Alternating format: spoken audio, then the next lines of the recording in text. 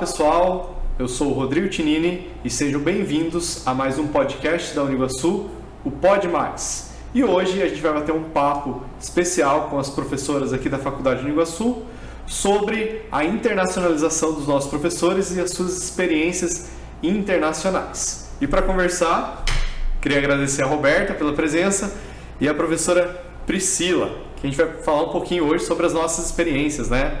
Vocês querem bater um papo em inglês? Qual língua vocês querem que a gente converse? Vamos manter o português, né? Que eu acho que é melhor, né? Não tem erro.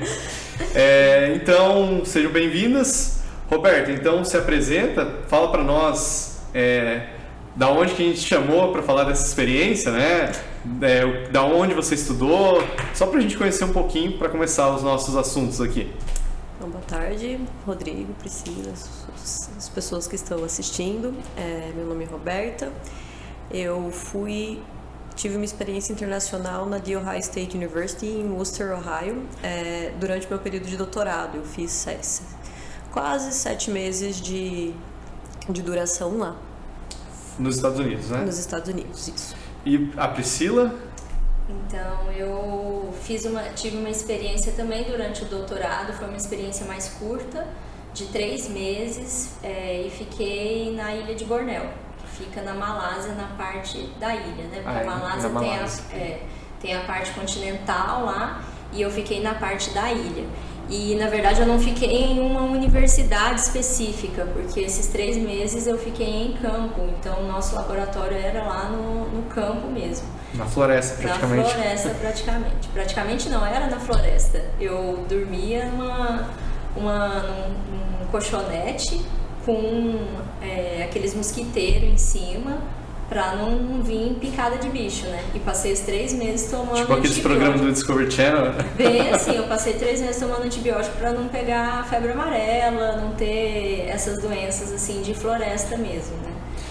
Que eu poder tinha um risco, né? Então eu fui sabendo dos riscos, tomei várias vacinas, mas tem algumas dessas de mosquito assim que não tinha muito como fugir, né? Mas o tempo que eu tive lá não tive nada, ainda bem.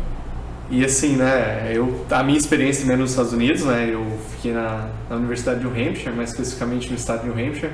A galera só conhece New Hampshire porque o personagem do Breaking Bad, lá, só um spoiler, né, fugiu lá pra New Hampshire. É a única referência que o pessoal tem. Mas são experiências bem bacanas, né. E como assim, começando pra Priscila, né, Priscila, você já falou um pouquinho, mas como que você conseguiu essa oportunidade para lá? Você já conhecia os pesquisadores? Não sei se foi através de pesquisador, se foi através de recurso do próprio governo brasileiro. Como que foi essa ida para lá? Na verdade, ele foi um pouco desconectado com a minha pós-graduação. Conectado e desconectado, né? Porque não foi um doutorado sanduíche, mas foi por contato com profissionais, né? Então, eu fiz o doutorado em Ecologia de Ambientes Aquáticos Continentais, desde a graduação que eu trabalho com anfíbios, né? Então, tinha um profissional que ele veio dar o curso para nós, da Espanha, sobre anfíbios, e ficou muito tempo aqui. Eu ia com ele para campo, e ele era apaixonado com os anfíbios daqui, porque lá praticamente não tem espécies, né? Ele trabalhava com 2 espécies. Aí eu fui levar ele para campo, tinha 5 espécies lá, então ele achou o máximo, né? E assim, ele achava muito bacana ter mulher trabalhando na parte de anfíbios, que lá na Espanha não tinha. E ele conhecia uma professora lá de Singapura. E essa professora, ela fazia o trabalho lá na Malásia, nessa ilha de Bornéu. É um trabalho de longa duração, já tinha anos que ela coletava lá, mas ela não tinha mais tempo de fazer as coletas. Ela precisava de alguém para fazer a coleta para ela de anfíbios. E ela procurou, não conseguiu, e entrou em contato com ele, e ele me indicou, falou, tem uma brasileira lá que eu já vi ela em campo, ela é boa em campo, vê o que você acha dela, né? E aí ela fez uma entrevista comigo, e eu passei 3 meses lá, então não foram dados específicos para a minha tese. Foi uma experiência mesmo, ela pagou para mim, então assim, o financiamento foi esse. E não é que ela pagou tipo o salário, né? Ela pagou, foi pra eu ir e o que eu ia gastar de alimentação lá, né? Você falou uma coisa interessante, né? O brasileiro é muito bem visto para pesquisa, né? Porque muitas vezes você fala, eu sou brasileiro, ele já se interessa, já tem a vontade de te levar para o local para ir trabalhar lá, para fazer a pesquisa, né? Isso eu acho bem legal também, como você comentou, né? No meu caso foi o mesmo, né? Quando você fala que é brasileiro, já pensa, não, vem cá, tem sim, tem serviço, né? Então para nós é super bom. E você, Roberto? Eu fui pelo Print Caps, né? Um programa institucional de internacionalização, então eu fui como doutorado sanduíche. Eles dão uma bolsa, né, pro programa, e o nosso programa ele opta por... Essa bolsa tem 1 ano. Aí o nosso programa opta por dividir em 6 meses e mandar 2 estudantes. Legal. Então foi tudo... eles dão, né, um auxílio mensal, dão um auxílio instalação. E aí tem um pouco de sorte, assim, eu dei muita sorte porque eu fui para um lugar, assim, que era uma cidade pequena, então o custo de vida ele era baixo, era bem tranquilo, assim, até sobrava um pouquinho, assim, pra gente conseguir passear um pouquinho. Mas você já conhecia o professor lá, o orientador, o pesquisador, ou foi você que fez o contato, foi intermédio de alguém aqui do Brasil? Eu não conhecia ele pessoalmente, mas a gente tinha uma colega que formou antes que eu, que tinha ido. Então ela mandou um e-mail me apresentando e quando eu mandei, aí ele me aceitou. Mas o meu orientador lá, ele tá bem acostumado, assim, ele é um americano bem diferenciado, assim, ele tá acostumado a receber estudante e já recebeu muitos brasileiros. E eu tive essa mesma sensação que você comentou, assim, eu acho que o brasileiro ele é muito bem visto dentro da pós-graduação no exterior, assim, a gente tem fama de que trabalha bastante. Não é só fama, né? A gente tem muita trabalhamos vontade, bastante. Né? A gente tem muita vontade. Quando eu fui, eu não conhecia, não tinha contato nenhum, né? Eu, na verdade, até curioso o meu caso, assim, de ter ido para fora. A universidade que fazia pós-graduação na época abriu o edital, né, como o teu caso também, né, Roberto? E tinham, acho que uma ou 2 bolsas, não lembro. E aí era uma bolsa para todos os programas de pós. Aí um dos programas do mesmo campus que o meu optou por não indicar ninguém. Aí eu estava na sala de informática estudando, acho que na época fazia disciplina de multivariável. Eu ficava o dia inteiro estudando na faculdade. Aí a coordenadora passou, Rodrigo, tem uma vaga assim assado, você precisa até hoje, 8 horas, indicar um professor para você ter a chance de ir. Eu pensei, tá bom, né? Eu pensei, cara, não conheço ninguém. Aí eu peguei todos os sites do mundo inteiro. Fui escolhendo professor e mandando e-mail. Falei, alguém vai responder. Aí por último eu achei um cara lá que tinha uma cara assim, falei, tava tudo em inglês. O sobrenome dele era Brito. Eu pensei, eu acho que ele é mexicano. Mas vou mandar igual. Mandei em meia hora e respondeu, oi Rodrigo, sou brasileiro. Claro, aceita a sua vinda. Ele falou, opa, fechou então, né? E aí foi, né? Até engraçado. E aí eu fiquei 10 meses em New Hampshire e também pelo programa de doutorado sanduíche, né? Era para ser 12 meses, mas daí a gente dividiu também. Aí foram 2 bolsas de 10 meses. Assim, uma experiência incrível, né? E é legal que quando a gente vai lá, a gente tem um contato com, não que seja a pesquisa propriamente dita, ou com tecnologias, ou com uma realidade diferente, mas é um universo completamente diferente, né? Eu, por exemplo, tive a oportunidade de conhecer a Helene Lepetit, agora não lembro sobre o nome dela, que é uma pesquisadora canadense, que foi participar de uma banca de doutorado de uma brasileira lá, que era orientada desse professor, né? Então você começa a ter contato com as pessoas que você vê no livro, né? Ela era uma referência de livro para mim, né? Então, isso que é bacana também dos doutorados, né? Então, você ficou quanto tempo lá, Priscila? 3 meses. 3 meses? Você ficou 7 meses? 7 meses. 7 eu usei meses. um pouco do grace period. Eu fiquei 10 meses. É um tempo bom, né? É um tempo bacana pra gente estar lá. E qual foi a primeira sensação quando vocês chegaram lá no país, ou até mesmo no avião, por exemplo? Porque é um voo internacional. Não sei se vocês já tinham feito viagem internacional, mas qual foi o primeiro impacto? Eu fiquei bem assustada. Assim, eu lembro que eu tava morrendo de fome e eu sabia pedir comida, mas eu tava tão assustada que precisou umas 2 horas pra eu ir lá comprar comida. E foi normal, assim, nada muito traumático. Eu quero até mandar um abraço pra caixa da American Airlines no aeroporto do Rio de Janeiro, que ela me proporcionou a melhor viagem da minha vida. Porque, assim, eu nunca tinha feito voo internacional, né? Então eu falava, não, tem que chegar tantas horas no aeroporto. Tipo, cheguei 10 horas antes do voo. Saí de Foz, peguei o voo lá no Rio de Janeiro. E era uma época era bem em setembro, bem na época que tem bastante furacão lá no Caribe, né? O voo passa por cima. Então cancelaram o voo, né? Aí eu não sabia o que fazer, fiquei na fila no guichê da American Airlines. Aí essa moça olhou pra mim e falou assim, não, tem uma saída, eu tinha que estar lá no dia 15 de setembro, isso era 13. Eu falei, eu tenho que estar lá nos Estados Unidos para ganhar a bolsa integral naquele mês. Aí ela falou, eu consigo um voo pra você na classe executiva, pode ser? Eu falei, chegando lá, né, beleza. Eu sei que a hora que eu entrei no avião tinha champanhe, tinha um monte de coisa. Então assim, foi uma experiência legal do voo internacional, né? Mas eu passei também a primeira impressão, o primeiro contato que eu tive foi no avião tentar pedir um refrigerante de limão, que eu não consegui. Eu tomei água porque a aeromoça não entendeu que eu queria um refrigerante de limão.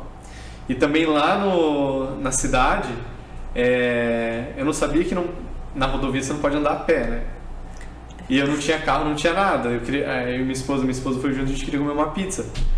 Vamos a pé, né? A gente foi na estrada, assim, ninguém parou nós, mas depois a gente se ligou e falou, não pode andar a pé na rodovia aqui, né? Então, é uma cultura bem diferente da nossa, do Brasil, né? Que a gente tem uma mobilidade. Aí imagina lá na Malásia, Nossa senhora, lá, assim, o voo já foi um pouco tenso, né? Acho que eu fiquei bem com medo também, porque foi a primeira experiência que eu tive de ir viajar sozinha por um lugar totalmente desconhecido, né? Então, quando eu cheguei lá, eu já fiz amizade com a pesquisadora que estava lá e consegui conversar com ela, mas eu tinha muito medo com a questão do inglês, porque eu não tinha eu não falava tão bem. Eu falava, mas não falava tão bem. E eu sou muito tímida, então, assim, quando você é tímida num lugar que você não consegue falar direito, às vezes você prefere ficar calada, né? E assim, tudo diferente. Então, comida diferente, a comida era bem apimentada. Lá, praticamente não se come carne, quando come é a carne de frango, né? Eu passei 3 meses sem comer carne vermelha. Quando eu cheguei aqui no Brasil, eu só queria saber de churrasco. Então, assim, as mulheres na rua, isso eu já sabia, né? Então, eu levei roupas bem mais cobertas, porque todas elas usam o véu, né? Lá eu até comprei um pra mim também. Ainda não é tão tradicional lá, tem muitas mulheres que usam calça jeans. Mas é tudo bem diferente, né? E o lugar que eu fiquei, então, tipo assim, eu cheguei com a minha mala, né? A pesquisadora falou, você vai ficar em campo e tal. Eu sabia, levei lá a roupa, mas na mala. Não levei uma mochila. Cheguei lá, nossa, tinha chovido, tava uma lama e eu carregando aquela Arrastando mala. rodinha na lama. Nossa senhora, eu falei assim, Jesus amado. E agora? 3 meses, né? Uma mala para 3 meses. E isso é uma coisa boa, assim, de coisas que a gente começa a aprender, mas é mais pro pessoal até, né? Claro. Eu levei uma mala lá gigante para 3 meses. Eu usei metade dessa mala. Então, assim, eu voltei pro Brasil com uma visão totalmente diferente com relação à roupa, assim. Eu não sou de ficar comprando roupa toda hora. Eu tinha mais essa visão antes, lá na adolescência e tal. No meu mestrado eu gostava, né? Mas depois da experiência fora, eu falei assim, não preciso mais disso. Você comentou, né, Priscila, o inglês, né? Lá era o inglês, a língua oficial do país? A língua oficial do país é malaio. Malaio. Né? Então, assim, a gente consegue falar inglês, porque lá eles recebem bastante turista, porque é uma ilha, né? Tem a parte de turismo ecológico lá. E os pesquisadores todos falavam inglês britânico. Né? A maioria já é diferente também. Que já é diferente, a maioria era da Europa, né? Então, assim, a comunicação era em inglês mesmo. Mas a língua lá é malaia. O inglês é fundamental, né? É básico, né? A gente sempre fala muito para os alunos, né? O inglês sem saber o mínimo, né? Quando você foi, Roberto, você teve que fazer a prova do TOEFL ou tinha alguma outra validação? Era o TOEFL, mas não é esse TOEFL que as escolas de inglês dão, é um TOEFL um pouco simplificado, aí você tinha que atingir uma pontuação mínima. A própria universidade fornecia o teste. Tá. Porque quando eu fui, eu não tive que fazer a prova, né? Bastou fiz uma videochamada com o professor, 15 minutos conversando em inglês com ele, ele fez uma declaração para cá, você está apto. E aí... se eu não me engano, na verdade... Era o edital, porque assim, eles disponibilizavam as bolsas e o programa de graduação tinha várias pessoas. Isso era uma exigência da faculdade, não era nenhuma exigência da CAPES. E o inglês, assim, é básico, né? E uma coisa que teve um professor meu que falou, na época que ele foi fazer o pós-doc na Bélgica, ele falou, Rodrigo, vai e não tenha vergonha. Não tenha vergonha de falar inglês. Se você falar errado, eles vão entender. Você vai dar um jeito de entender, né? E a melhor forma de aprender a língua, assim, né? Não aprender, mas aumentar o seu vocabulário é conversando com eles, né? Eu tinha um professor dentro da universidade, era o professor, provavelmente vou falar o nome dele errado aqui de novo, né? Mas era Pete. E ele era Pete Eriksson, descendente sueco, mas americano mesmo. E o primeiro dia que eu encontrei com ele, ele falou, Dr. Pete? Dele, não, Pete. Eu falei, Pete? Dele, não, Pete. Eu falei, ok. Beleza, então. Aí é bom que eles corrigem, né? E não dá pra levar isso pro lado ruim, porque é um crescimento, né? Aí você aprende como fala. E vocês tiveram contatos com pessoas de outra nacionalidade, claro, né? Não só os nativos, entre aspas, né? Mas de outras culturas? Sim, lá no meu caso, de tudo quanto é lugar, né? Então tinha o pessoal da Inglaterra, eu fiquei, porque não era só eu fazendo a coleta de anfíbios, a gente tinha uma equipe de anfíbios, todos australianos, e veio nas últimas semanas apareceu lá um brasileiro também, brotou lá, eu falei, nossa, eu vou falar um pouquinho de português, acredito. Mas tinha gente de tudo quanto é nacionalidade lá, eram muitos pesquisadores fazendo, então tinha o grupo dos anfíbios, tinha o grupo dos insetos, tinha quem trabalhava com a parte de vertebrados da água, enfim, e aí tinha de tudo. Pega bastante. E você, Roberta? Tive também, assim, não sei se só o Ohio, assim, mas todas as universidades que eu tive contato, acho que 80% dos estudantes de pós-graduação, eles são do exterior. Isso é bem diferente nos Estados Unidos, né? Você vê muito isso, né? Sim. Então tinha gente de tudo que era lugar do mundo, assim, muitos asiáticos e muitas pessoas da América Latina. Eu trabalhei com chinês. O chinês era o mais engraçado, porque o nome dele era muito estranho, né? Era, tipo, eu não sei falar o nome dele. Ele se auto-intitulou Patrick. Ele virou Patrick. Não era o nome dele, mas ele falava Patrick para todo mundo conseguir falar. Eu trabalhei com iraniano também. É uma cultura muito diferente. O chinês, assim, parece que ele é mais... Já americanizou, né? Mas o pessoal ali do Oriente Médio é muito, muito difícil. Não difícil, mas é muito diferente a percepção que eles têm das coisas, mas... Fiz um experimento com ele, ajudei no experimento dele, né? E foi um contato que eu tive. Eu tive também um contato que eu fiz uma escola de inglês lá numa cidade vizinha, uma cidade pequena. Eu estudei com romeno e com o pessoal do Nepal. Então, gente do mundo inteiro, assim, né? E é legal que com o inglês você consegue unir o pessoal. Eu morei com uma moça do Nepal. Era bem legal, porque ela gostava muito de cozinhar, então volta e meia eu tava experimentando os pratos do Nepal, assim, bem legal. É legal que é uma experiência em um país, né, e você tem uma diversidade de eventos, né, para acontecer, para aprender, né. E a região que vocês ficaram, a Priscila comentou que ficou numa região mais isolada, né, numa ilha isolada. E você, Roberta, ali você falou que era uma cidade pequena, né, em Ohio. Mas como que era a região mesmo? Ela eu não conheço muito bem a geografia americana, né? É bem urbanizado, assim. Eu morava numa casa dentro da universidade, assim, que era bom, né? Porque, como você mencionou, lá nos Estados Unidos, se você não tem carro, você não se locomove. Então, sim, eu passei muita vergonha andando a pé nos Estados Unidos, porque todo mundo olhava pra mim assim, o que essa pobre pessoa tá andando a pé, assim? Eu e minha colega andando, e Mas era bem urbanizado, assim, era perto... Worcester é pequenininho, mas fica no meio entre a capital, né, que é Columbus, e Cleveland, que é uma cidade também bem conhecida dos Estados Unidos. Eu não lembro agora de cabeça onde fica Ohio, no mapa que eu não tô localizando. Ohio lá em cima, perto do Canadá, perto de Michigan. Tá, mais centralizado, né? Mais pra direita, assim, se você pensar no mapa. Porque New Hampshire é do lado de Maine, e Maine já é divisa também, né? O Maine é o final dos Estados Unidos. Pra baixo. Pra cima. Se eu me localizei em Michigan, ela é pra cima do estado de Nova York. tem o estado de Nova York, finalzinho ali a ponta, que é a cidade de Nova York. Aí tem Massachusetts, aí ele fica em cima de Massachusetts. É perto. É perto. Mas eu falo que é uma cultura... É um americano diferente, né? Porque tem muita gente que comenta, tem um americano do lado leste e um americano do lado oeste. E o americano do lado da parte sul, né? Que são culturas completamente diferentes, né? Sim. Ali eu tinha uma... Assim, normalmente você vê alguém de fora, aqui no Brasil, por exemplo, esses dias veio um indiano aqui conhecer a instituição. Fazia muito tempo que eu não falava inglês, isso é uma vergonha gigante com ele. Mas enfim. Você tem a curiosidade, de onde você é? Eu vi que o americano não tinha essa curiosidade. O americano em si não perguntava, você mora onde no Brasil? Eles não sei se você teve essa percepção de acolhimento deles.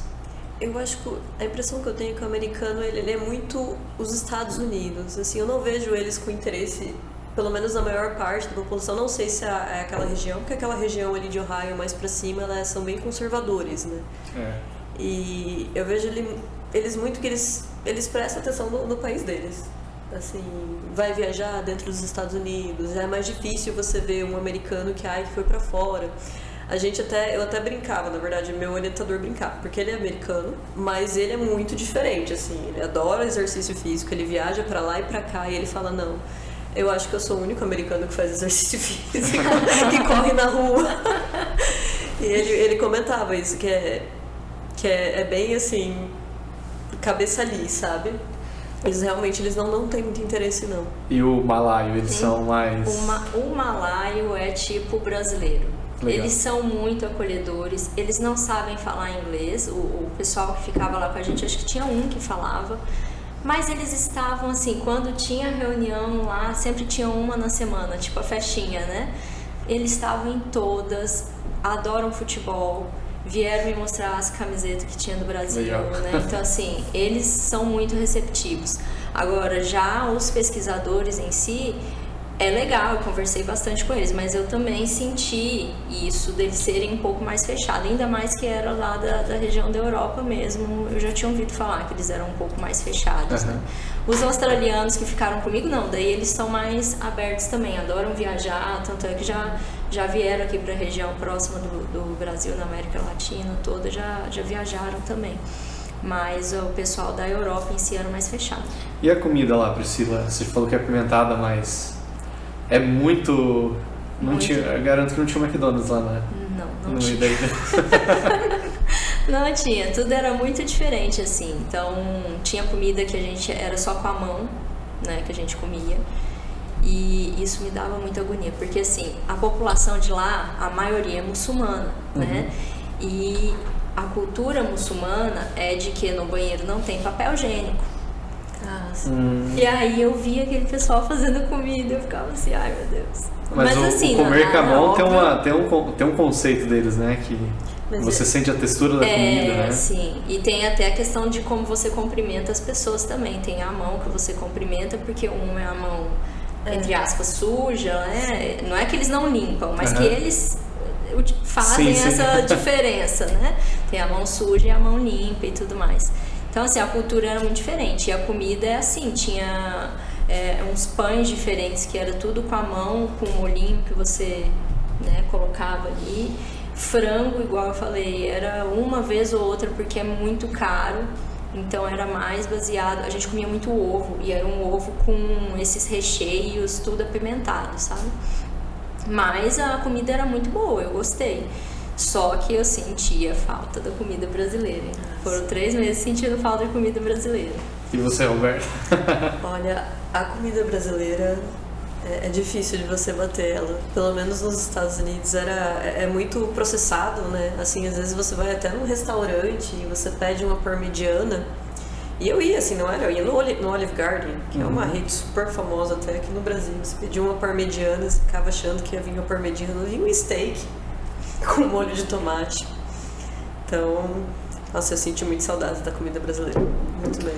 Eu fiz um trabalho com o professor lá que a gente passou em todos os estados ali da Costa Oeste coletando leite no supermercado, né? Era para fazer um projeto para analisar iodo no leite. Então a gente coletava todos os mercados e mandava para análise. Então eu viajei desde Maine até Maryland coletando leite. Então foi toda a costa leste praticamente, né? E a gente foi num restaurante, fazia uns 7 meses que eu não comia uma comida brasileira, né? E depois a gente fala na questão financeira, né? Mas realmente na questão financeira é muito difícil a bolsa. E eu só vivia de McDonald's, Burger King e Wendy's. Que é muito barato. E é muito bom, inclusive, né? E aí a gente foi num restaurante brasileiro, não era na churrascaria, na steakhouse deles, era uma churrascaria, um restaurante brasileiro. Isso foi em Newark, que é a capital do New Jersey, se eu não estou enganado. E fomos lá. Eu sei que depois eu saí, eu falei, nossa, preciso tomar um Guaraná Antártica. Paguei $5 uma lata de Guaraná Antártica. Isso era tudo vontade de tomar um Guaraná Antártica, de você sentir o gosto do Brasil, né? Porque é muito bom estar lá, né? Estudando, pesquisando, mas assim, você sente falta do Brasil, né? Dessas coisas básicas do Brasil, né? Hoje tem gente que nem dá valor com o Guaraná Antártica. Valoriza muito, né? Porque... E o Guaraná Antártica ele faz muito sucesso lá. Faz, né? O americano gosta muito, né? Eles têm esse conceito. E lá também é muito...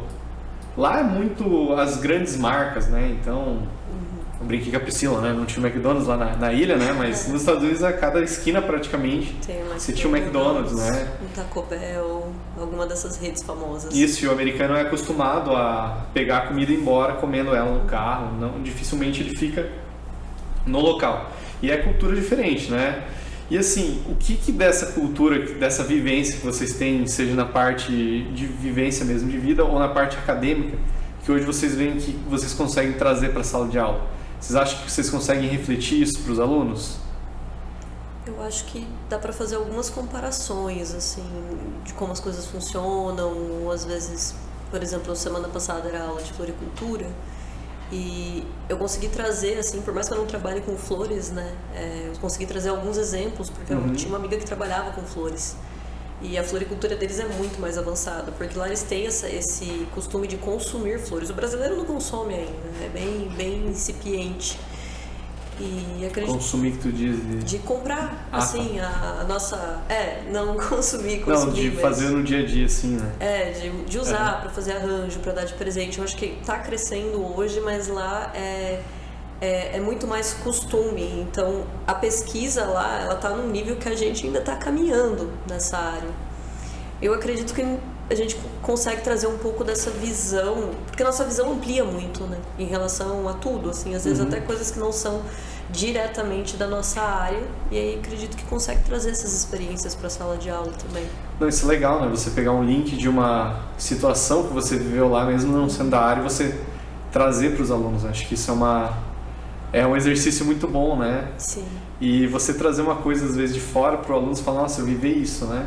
Às vezes você olha para o aluno e você está falando, nossa, de onde o professor tirou isso, né? Sim. Mas é uma experiência que a gente tem, né? E você, Priscila, eu tenho certeza, né? Eu tenho, assim, várias, e é igual a Roberta falou, são momentos que a gente passa, assim, e que isso acaba repercutindo na forma como você vai ensinar, né? Então, a primeira coisa é a questão da diversidade. Como lá tinha muita gente, cada uma fazendo uma coisa específica, né? Eu vejo muito isso, que todo mundo consegue fazer. Eu consegui chegar lá, nem imaginava que um dia eu ia parar na Malásia, né? Eu consegui chegar lá, a pesquisadora falou assim, olha, você veio, eu pedi se você dirigir, então você vai dirigir. Só que a direção era do outro lado. Era da direita. E eu consegui, eu tive que fazer isso. Então, assim, todo mundo consegue. É lógico que a gente sabe que é um processo. Tem gente que vai demorar um pouquinho mais. O inglês, eu demorei. Eu achei que, assim... Fiquei imaginando a pessoa agora, tipo, no filme do Jurassic Park, sabe? Andando com aqueles carros, meu Deus. E o carro estragava e tinha que ligar para a pesquisadora para ver o que ia fazer. A gente não sabia. Meu Deus, assim. Então, é muita situação. Uma das situações é essa, tentar entender que cada um tem um processo diferente, mas que todo mundo pode chegar lá, né? É uma coisa que eu gosto muito de frisar em sala de aula. Porque às vezes o aluno fica muito assim, eu tenho que fazer tudo rápido igual todo mundo, mas cada um tem um tempo diferente e vai conseguir, né? E uma outra vivência que eu tive também, que eu carrego muito comigo, é justamente com o muçulmano. Eu fui conhecer lá um lugar onde eles rezam e tudo mais, né? E quando eu saí, o horário já não tinha mais táxi. E eu consegui numa loja, eu falei, gente, como é que eu vou embora? Eu tava sozinha, eu falei, meu Deus, porque viagem toda eu tava lá sozinha, né? E aí o cara da loja falou assim, não, eu vou te levar até o lugar onde você tá hospedada, né? No seu hotel, não tem problema. Ele me levou, não cobrou nada e a gente foi conversando, né? Eu falei muito pra ele da questão da cultura deles serem diferentes, né? Eu falei, não, eu acho muito diferente, porque no Brasil a gente casa com uma pessoa só, aqui vocês casam com, né? O homem pode casar com várias mulheres e tal. Aí ele virou pra mim e falou assim, não é assim tão diferente se a gente for pensar. O negócio é que a gente segue o que a gente lê. A gente lê o Alcorão e a gente segue. Né? Vocês não seguem o que vocês falam, o que vocês leem. Eu fiquei assim, toim, né? Porque de verdade tem muita gente que às vezes segue uma religião lá dentro da igreja de um jeito, né? E não segue exatamente o que está sendo falado na Bíblia. E embora a gente está indo para esse lado da religião, o que eu levo para minha vida? Se eu quero que o meu aluno aprenda, se eu quero que ele siga o que tem que ser falado, eu também tenho que fazer aquilo. Então não adianta eu chegar em sala e falar assim, ó, gente, eu acho que vocês estão muito parados, vocês têm que começar a fazer projeto de extensão, vocês têm que começar a fazer isso, fazer aquilo. Se eu não for junto e falar, ó, vamos fazer, vamos lá. Então assim, você tem que estar envolvido no negócio também, você tem que seguir o que você quer pra eles também, porque se você não seguir fica uma coisa muito assim, façam vocês, eu acho que tem que ser feito. Então é mais ou menos nessa ideia, assim, sabe? Não, entendi. É que assim, né, Priscila, aquela ideia de não o que a gente fez na prática, mas sim o que a gente teve de lição do local, né? Acho que é super válido, né? Eu, por exemplo, eu aprendi muito como lidar com pessoas. Eu trabalhei com uma pesquisadora lá que, aprendi a fazer experimento com ela. A organização de experimento é sensacional. E a forma que você está tratando uma pessoa que está trabalhando contigo, acho que é uma das coisas, umas coisas imprescindíveis que tem que ter, né? Esse tratamento, né? Essa relação interpessoal de como lidar, porque às vezes a pessoa está no pior dia da vida dela, né? Você não tem que transformar o pior dia seu no do outro também, né? Então isso é muito, muito claro, né? E vocês chegaram a fazer experimento lá da tese de vocês, da época que ficaram lá? Priscila não, né? Não, foi só a experiência. Tese não, foi só as coletas de dados que ficou tudo com ela lá. A gente usou, a gente tinha um laboratório no meio do mato lá, que fazia identificação de girino e tudo mais, e eu tinha que fazer as coletas, mas não na minha tese. Você usou alguma coisa na tese, Roberto? Eu usei, mas eu não cheguei a fazer o experimento lá, porque quando eu fui, era o inverno deles lá, né? E aí o inverno, até isso é outra coisa que você puxou o gancho aí, eu acabei lembrando, mas também de valorizar o Brasil na sala de aula, porque a gente tem um clima maravilhoso para produção. E às vezes eu vejo que as pessoas ficam, Estados Unidos, a parte, não sei se o meio acredito que também tinha um inverno rigoroso. Sim, chegava ali a partir de outubro, né, que começava, abril. Até abril tinha neve. Não produz nada. Não produz nada, então eu fui bem nessa época. E então assim, eu acabei ajudando em projetos que tinham na casa de vegetação e acabei desenvolvendo uma parte, mas com dados já do dataset, né? Como ele é melhorista, ele tem lá tudo certinho por anos, eu acabei desenvolvendo só com análise de dado mesmo. Eu só ajudei em experimentos lá, né? Eu ajudei em 3, 4 experimentos, nem lembro, mas experimentos bons, né? Sim. Grande importância. A parte financeira, né? Acho que é uma coisa que a gente sempre tem que levar em conta, né? Acredito que eu tive o suporte do governo para ir, né? Então, e você, Priscila? Eu não tive porque foi uma coisa à parte mesmo, mas a pesquisadora pagou, né? Tanto passagem quanto toda a minha alimentação lá. E eu continuei recebendo a bolsa, porque eram 3 meses, então eu consegui manter a bolsa. E assim, a partir disso também, coisa que eu levo pra vida pessoal, né? Gente, com pouca coisa dá, né? Junta, dá, você vai conseguir. Então assim, no final eu viajei um pouquinho lá, também passeei, né? Com dinheiro meu mesmo que eu tinha juntado desses 3 meses, porque como ela tava pagando comida pra mim, os 3 meses, o restinho que sobrou, eu tinha 3 meses de bolsa aí que eu poderia ficar passeando um pouquinho lá e voltar tranquilo pro Brasil, né? Quanto que era a tua bolsa lá, Roberto? Era, $1.200? Eu recebi 1.300, porque 1.300, eu tinha, perdão. era 1.300, só que eu pagava 650 de aluguel. Metade do meu era aluguel. Eu tive muita sorte, porque assim, eu ficava nessa casa que era pra estudante, então a gente pagava acho que $300 por mês. Não, é muito barato. Eu morei numa casa de uma americana, eu morava no porão. Tinha os perrengues, né? Assim, você imagina casa de pós-graduação que recebe gente do mundo todo. Eram 3 casas. Gente do Nepal, gente do Cazaquistão. Pensa se não dava uns arranca-rabo ali. Era casa de mulheres. Mas assim, deu pra ficar, assim. Então, acho que deu pra viajar um pouquinho também. Já que você falou em perrengue, né? Sempre tem, né? Fora do país, né? Brasileiro. Meu Deus. Perrengue chique, né? Sim, perrengue chique. Vocês passaram por alguma vivência lá que marcou, assim? Não que seja engraçada, mas que foi um fato que, nossa, aquilo ali foi muito marcante. Olha, eu tive alguns problemas com uma colega de casa ali da hora do Cazaquistão, gente. Tive alguns problemas, assim, de acabar com o meu ânimo, assim, mas foi resolvido. Fui embora, tá tudo certo. Fiquei sabendo que ela foi expulsa depois da casa, mas... É cultura diferente, né? Muito diferente. E você, Priscila? A Priscila deve ter...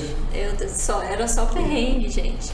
Pra começar, tipo, a gente, nesse tempo que eu fiquei lá, eu fui 2 vezes pra cidade mais próxima, né? Então, os 3 meses eu fiquei só no mato mesmo. E a cidade mais próxima, quantos mil habitantes tinha? Só pra gente ter noção. Ai, se eu te falar que eu não lembro. Mas era uma cidade pequena. Mas não sei te falar. E então a gente fazia compra e tudo que a gente levava era contado, né? E os snacks a gente levava e tinha que deixar em caixas fechadas, porque à noite vinham os ratos. E você escutava os ratos a madrugada inteira passando em cima dos negócios, assim, tentando pegar os snacks. Isso é uma das coisas. E a segunda coisa assim que mais me marcou foi, igual eu falei, a cultura é muito diferente. Então o banheiro não tinha papel higiênico. Aí eu fiquei assim, gente, como que eu vou fazer? Meu Deus, como que vai ser isso? Aí a sorte é que eu estava num grupo de australianos que também usavam papel higiênico. Então nós usávamos, só que a gente deixava lá e o que ia fazer? Eles não usam, né? Então a gente tinha que de tempos em tempos queimar isso daí. A gente falava que era churrasco de cocô. Falou, gente, vamos fazer o churrasquinho aí. Porque, né, era a nossa cultura. Ao mesmo tempo que a gente vê isso daí como uma coisa muito diferente para eles, era tipo assim, eles olhavam e falavam assim, nossa, por que esse povo tá fazendo isso? Então a mulher lá que fazia comida, que era muçulmana, ela falava muito, né? Ela falava, gente, pra que vocês estão fazendo isso? Tipo, coisa nojenta, né? E eu já tava achando nojento não usar papel higiênico, né? 3 meses sem papel higiênico não dá. E ele ainda era contado, né? Porque a gente ia na cidade, tinha que comprar lá a quantidade certinha. Então foi um dos perrengues mais, tipo, cômicos, assim, que eu tive que passar lá. E de experiência ainda eu passei pelo período do Ramadã. Então, assim, eu não lembro quanto tempo foi, mas a mulher que fazia a nossa comida, ela fazia de madrugada, que era o horário que ela podia sair da casa dela, né? E a gente escutava ligando luz e tudo mais naquele período, que a internet também não tinha disponível o tempo inteiro, então tinha os horários. Aí nesse período eu conseguia também falar com a minha mãe, que era o período do Ramadã, porque eles ligavam a energia para ela usar lá. Quantas horas de diferença é daqui para lá? Dá quase, acho que era 20 horas, alguma coisa. Nossa, assim. Bastante, era só um período específico que eu conseguia falar com a minha mãe mesmo, e às vezes mandava mensagem e ela só via depois, né? Eu passei por algumas situações, né? Eu tive, na verdade, assim, como eu morava numa casa americana, né, a família americana, então eu e minha esposa morávamos no basement, no porão, e a dona da casa com os filhos moravam na parte de cima, né? Aí todo mundo sabe que Réveillon pro americano é uma festa importante, né? E a moça foi viajar, a dona da casa foi viajar com o namorado. E a gente, na época, a gente fazia algumas coisas pra ganhar um dinheiro extra, né? Minha esposa foi ser babá de umas crianças brasileiras, eu fui junto. A gente voltou 3 horas da manhã pra casa. Acho que tava menos 20 graus aquele dia. Tava muito frio, muito frio. E a gente chegou na casa que a gente morava, tava cheio de carro em volta, né? A gente achou estranho. E o único lugar vago que tinha era justamente onde parava o nosso carro, né? Eu já achei estranho. A gente parou, a hora que eu cheguei na porta da casa pra abrir, todo mundo correu pra dentro do banheiro. Os filhos da mulher organizaram uma festa de Réveillon dentro da casa. e o porão era um dos ambientes da festa, que era o nosso quarto, entre aspas. Nossa. Aí eu falei, gente do céu. Aí a gente desceu pra baixo, a cama revirada, bebida pra lá e pra cá. Eu falei, o que eu faço? Eu ligo pra polícia? Só que se eu ligar pra polícia, quem que é o único estrangeiro aqui? Sou eu, né? Eu pensei, não vai dar certo. Mas foi uma das coisas assim mais marcantes. Não ruim, né? Mas foi muito engraçado. Depois a gente riu bastante, né? Mas na hora a gente ficou bem bravo. Mas foi uma das coisas engraçadas que aconteceram, né? E são experiências, né? A gente conta da risada agora, mas na época é um pouco chato. Vocês chegaram a fazer disciplinas lá? A Priscila acho que não, né? Mas chegou a fazer alguma disciplina? Não, também não. Eu fiz uma de nutrição. Foi bem interessante, né? Entendi a metade do conteúdo que era passado em sala, né? Mas depois eu consegui os slides. Foi bom para estudar um pouco, né? E vocês voltariam para lá? Com certeza. Eu queria voltar com mais tempo, hein? Porque tem muita coisa ainda para conhecer lá e eu queria ir para a parte continental também da Malásia. Sim. Voltaria, Roberto? Com certeza. Eu também acho que eu voltaria, né? Eu voltaria, sim, com toda certeza. Tem algum lugar que vocês queriam ir para estudar ou para... Não para conhecer, mas para estudar mesmo? Que hoje que vocês achassem se fosse para aquele lugar, eu teria um conhecimento muito grande para trazer aqui para uma sala de aula, ou conhecimento pessoal próprio. Conhecimento pessoal próprio é redundante, né? Conhecimento pessoal. Tem uma pesquisadora que eu gostaria muito de tentar um pós-doc com ela, mas agora me fugiu o nome da universidade. Nos Estados Unidos também? Nos Estados Unidos. Eu sei o nome da pesquisadora, mas o nome da universidade não era Wisconsin. Ai, não. O Wisconsin é grande na parte leiteira também, né?